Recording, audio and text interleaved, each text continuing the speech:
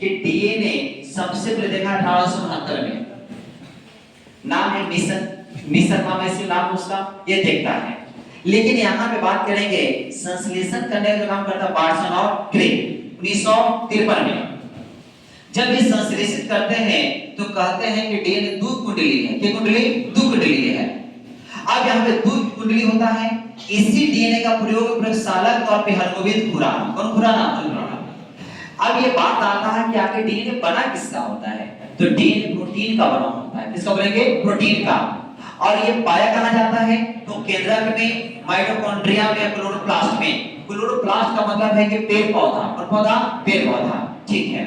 इसका कार्य क्या है? तो माता पिता के जो गुण होते हैं यहाँ से वहां आसानी करने का काम करते हैं पूरा शरीर में बाग सब। तो कोशिकाओं में, कहां पे? कोशिकाओं में, यहाँ पे काम करता है।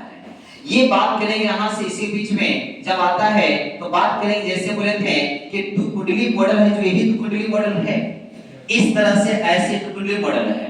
ये जो ऐसे देखने से बोलते हैं न्यूक्लियोटाइड। क्या बोलते हैं? न्यूक्लियोटाइड इसको बोलते हैं, ठीक है। लेकिन ये जहां पे दो न्यूक्लियोटाइड है उसका बोलते हैं क्रोमेटिन बोलते हैं। क्या बोलते हैं? क्रोमेटिन बोलते हैं।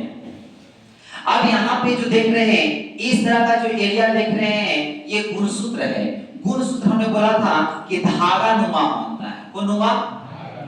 धागे जैसा ना होता है जी, धागा नुमा होता है। ये धागा को हल्का खोले हैं तो बन गया है कुछ डीएनए। क्या बोले? डीएनए। और खोल दिए पूरा तो बनेगा जाके जीन। तो सबसे छोटा कौन होता है?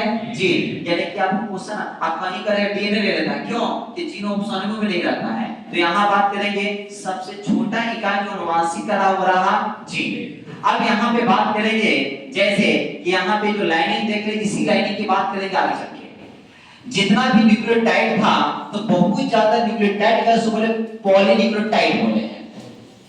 पॉलीन्यूक्लियोटाइड भी दो तरह का, एक बोलेंगे न्यूक्लियोसाइड, एक बोलेंगे फॉस्फेट। यहाँ की कहानी यह है कि न्यूक्लियोसाइड को हमने दो भाग में बांटा। एक को बोले थे शुगर, एक बोलेंगे नाइट्रोजन।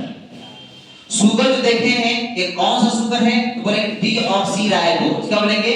डीऑक्सीराइबोज है, ठीक है। नाइट्रोजन भी दो भागों में बांटते हैं इसको हमने। एक तो बोलते हैं प्यूरिन, एक बोलेंगे पिरिमिडिन। प्यूरिन जो देखे हैं इसको यहाँ पे दो भागों में, एक बोलेंगे एडेनिन, एक बोलेंगे गुआनिन। क्या बोलेंगे? एडेनिन बोलेंगे, एक बोलेंगे गुआनिन। अब यहाँ पे पिरिमिडिन भी दो भागों बांटे हैं, एक बोलेंगे साइटोसिन, एक बोलेंगे थाइमिन। अब ये दूसरे से जुड़ा रहता है क्योंकि यही चीज लाइनिंग वहां पे जो ऐसे ऐसे भागा हुआ है वो सब वही लाइनिंग है।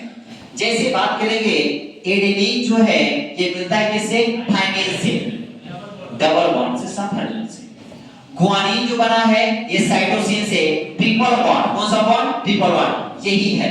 ए जो मिलेगा तो बोलेंगे डबल बॉन्ड, जी मिलेगा ट्रिपल है। क्या बोलेंगे? ट्रिपल। याद रखिएगा कहां से कहानी यही, यहां से ए मिलेगा टी से, जी मिलेगा सी से, जी मिलेगा सी से।